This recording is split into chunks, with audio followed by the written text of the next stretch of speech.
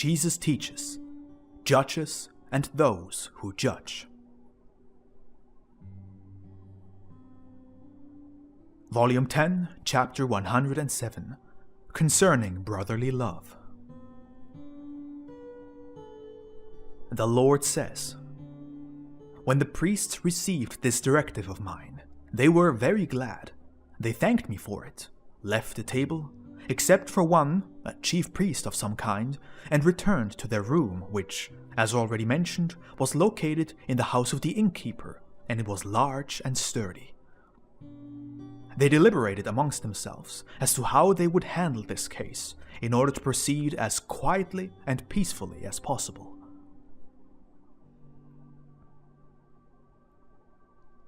However, the priest who stayed with us talked with the captain about the selling of the golden and silver idol images, because they did not have the opportunity here to first melt them and then sell them as raw metal.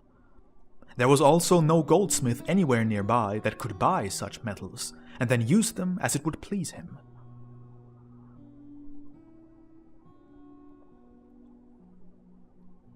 The captain said, "I will do all that I can for you in everything that is approved by the Lord and Master, but first he will have to graciously speak on it and say what is the right thing to do. For from now on, our will must be his will within us." On this I said, "Do as you see fit. Most important is that the produce will benefit the poor in an efficient manner, which you will be able to evaluate by my spirit within you. Wherever possible, make up for every wrong that was done by you, as I already mentioned. Thereby you can expect my mercy in your soul. If you cannot make up for an injustice that you did to someone, then still you must be well willing, turning to me in complete faith, for then I will not leave your just prayer unanswered. However, let it also be said to you all that one who did not make up for the very least of the harm he caused to someone, he will not enter my kingdom. For what you do not wish that others do to you, may you not do as such to your fellow man either."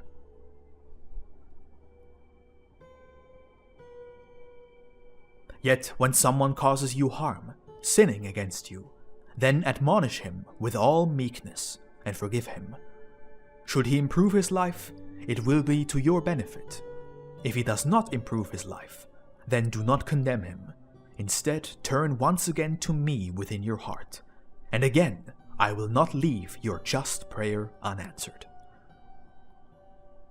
Everything that you do, do it with all love in my name.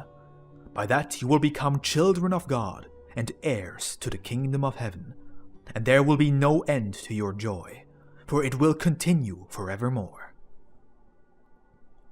Should you all have understood this well, then act accordingly, and teach your fellow men to live by it as well. For in this way you will better propagate my kingdom, which is not of this world, among the people. And by this you will receive a great reward in my kingdom. For what I promise you is and remains eternal truth." On this the captain said, "Lord and Master, I certainly realize the eternal great truth of all your words and lessons, and I feel deeply within myself that it should be among the people as you have shown us. But nevertheless, there are among the people many evildoers, such as thieves, robbers, murderers, adulterers, those who violate boys and girls, among the Jews as well as among the Gentiles, and we have strict laws to relentlessly punish such criminals with all severity, as a frightening example to the rest of mankind. Well now, such criminal is surely also our fellow man, and he could certainly improve his life, given some time, if we would keep him alive and teach him what is only good, true and just. The same applies to the smaller criminals, if we were to send them to a good school and teach them the truth, instead of keeping them locked up in dungeons for ages. But as long as we have our relentless laws, this wish of mine will only remain a pious wish. For if I myself could be made guilty of a crime, then I also would prefer that they would treat me according to my pious wish, instead of being condemned without any love or indulgence.